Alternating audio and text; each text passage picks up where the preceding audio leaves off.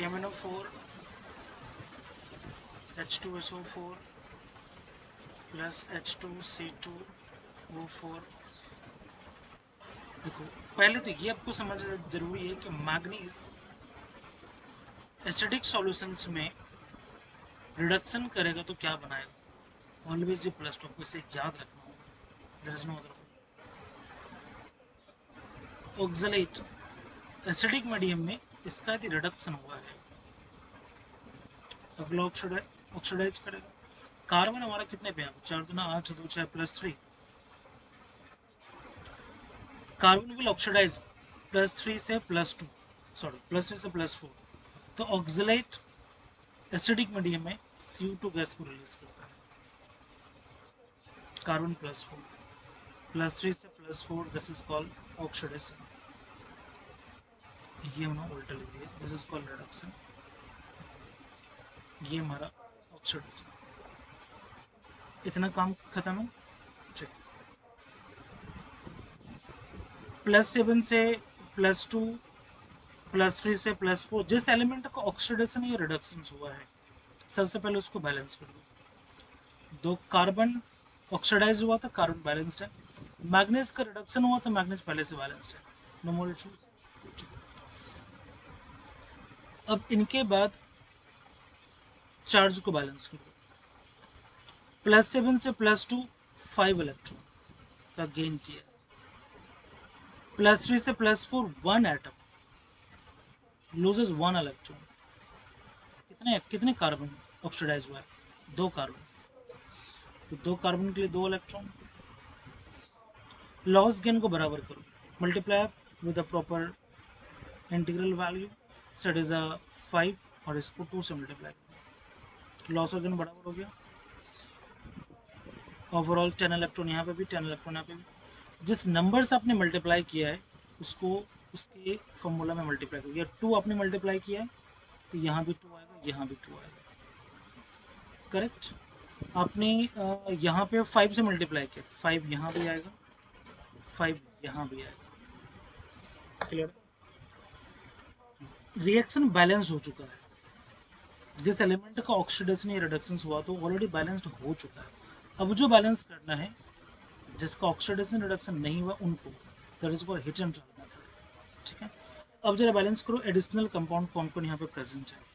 यहाँ पे कौन प्रेजेंट है, सल्फेट SO4 प्रेजेंट है, जो कि हमें प्रोडक्ट में चाहिए था। प्रोडक्ट में SO4 के लिए हमें क्या मिल सकता है, आपके पास में यहाँ पे K है पोटेशियम, तो इधर क्या मिलेगा आपको, K2SO4, करेक्ट। एक सेकेंड, थोड़ा स्पेस चाहिए अपने को, ओके ठीक है, मैं नीचे लिख दूँगा, चलेगा। इसके अलावा कोई और एडिशनल फैक्टर नहीं था, नहीं था, बिल्कुल सही।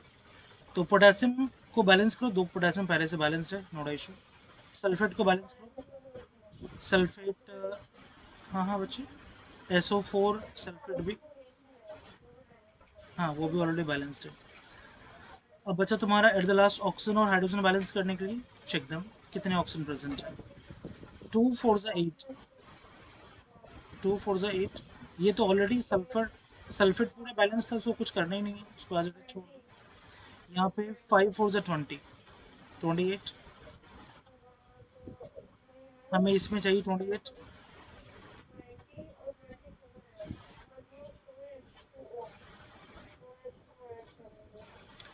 हमारे पास में, अच्छा मैग्नीज जो कन्वर्ट हुआ है +2 में, ये MnO बनाया होगा ना,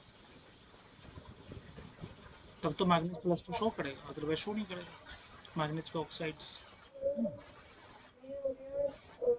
तो ऑक्सीजन कितना हो गया हमारे पास में, ये 5 टू 10, 10 टू 20, 20 +2, यहाँ 28, यहाँ पे 22 है ना, 2 यहाँ पे, 5 टू 10, 10 टू 20, 20 +2 22। अपन को सिर्फ 3 वाटर चाहिए, एक मिनट 22 हो गया ना, 22 6 चाहिए, 6 चाहिए, 6 H2 ऐड कर दो, ऑक्सीजन बैलेंस है। अब हाइड्रोजन चेक, अब चेक करो हाइड्रोजन बैलेंस है कि नहीं, जस्ट चेक दम हाइड्रोजन बैलेंस है कि नहीं। 6 2 12, 5 2 10 प्लस 2 बैलेंस है, काम खत्म। ओवरऑल आपने क्या ऑब्जर्व किया, आपने बस इतना ऑब्जर्व किया कि पहले रिएक्शंस में किसका ऑक्सीडेशन किसका रिडक्शन को पहले लिखो, उसके बाद जिसका ऑक्सीडेशन या जिसका रिडक्शन हुआ है उनको बैलेंस करो, फिर उनके चार्ज को बैलेंस करो, रिएक्शन बैलेंस्ड। इतने ही रूल्स हैं, इतने ही रूल्स हैं कि फर्स्ट बैलेंस द, देखो इसके अलावा जो प्रॉपर मेथड है ना, जो बोर्ड वगैरह में पूछे जाते हैं, सुनो जो बोर्ड में जो आपसे, हाँ बोलो बोलो।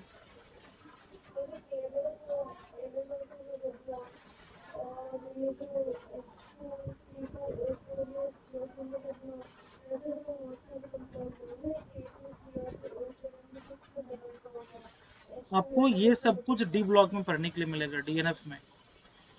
ये यदि क्वेश्चन इस फॉर्मेट में पूछा जा रहा है, इसका मतलब है कि आपसे डीएनएफ ब्लॉक का कॉन्सेप्ट को वो जज कर रहा है कि आपको रिएक्शन याद है भी कि नहीं।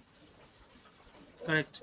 ये इन्होंने सिर्फ रेडॉक्स ही नहीं पूछा आपसे, इन्होंने एक साथ में रेडॉक्स के साथ साथ डीएनएफ भी चेक किया है। सिर्फ उसको रेडॉक्स चेक करना होता, सुनो जब आपको सिर्फ रेडॉक्स चेक करना होता तो वो यहाँ पे प्रोडक्ट लिख के देता, बोलता बैलेंस रिएक्शन।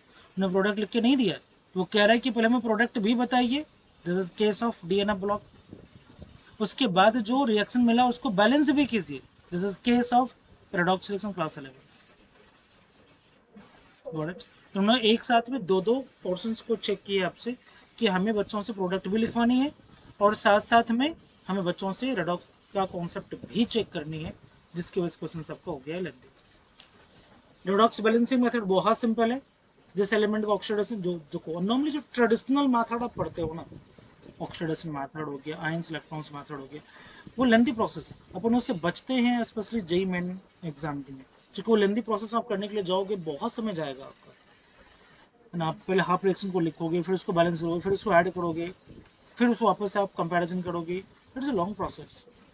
लेकिन जो मेथड हमने आपको डायरेक्टली डिलीवर किया, कहीं कोई एक्सेप्शन नहीं, जितने भी क्वेश्चन आप डायरेक्टली बैलेंस कीजिए, आप रिएक्शंस को लिखिए और हैंड टू हैंड वहीं बैलेंस हो जाएगा एक ही स्टेप में, आपको रिएक्शन बार बार लिखने की जरूरत नहीं है। बाकी जितने मेथड आप स्टडी करते हो उन सभी मेथड में आपको बार बार हाफ रिएक्शन लिखने पड़ेंगे, फिर बैलेंस करने होंगे, फिर ऐड करने होंगे, देन यू विल वापस से आप एट द लास्ट में आप रिस्पेक्टिव ऑक्सीजन हाइड्रोजन को बैलेंस करोगे। इट्स अ 3 और 4। बोर्ड में यदि पूछेगा तो 2 मार्क्स में रहेगा।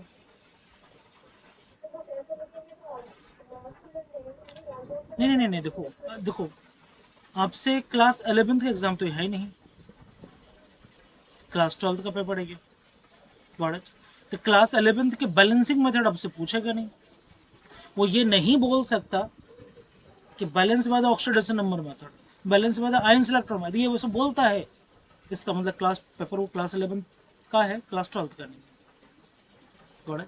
उन्होंने इससे बोला बैलेंस रिएक्शन, उससे इस बात से कोई फर्क नहीं पड़ रहा है हाउ टू बैलेंस इट, उसे इस बात से फर्क पड़ रहा है प्रोडक्ट अपने लिखा कि आपने बैलेंस किया, दैट सॉल्यूबल कर दो फुल मार्क्स। लेकिन ये पेपर 11th क्लास के टेस्ट एग्जाम होता और 11th क्लास में आपसे पूछा होता balance the reaction by oxidation number method या ions electron method, you are bounded to write all the steps, otherwise you will not get the marks. Correct. But यहाँ पे कोई रेस्ट्रिक्शन नहीं लगा है, जिसका balance the reaction, doesn't matter how to balance it, just balance it. Got it?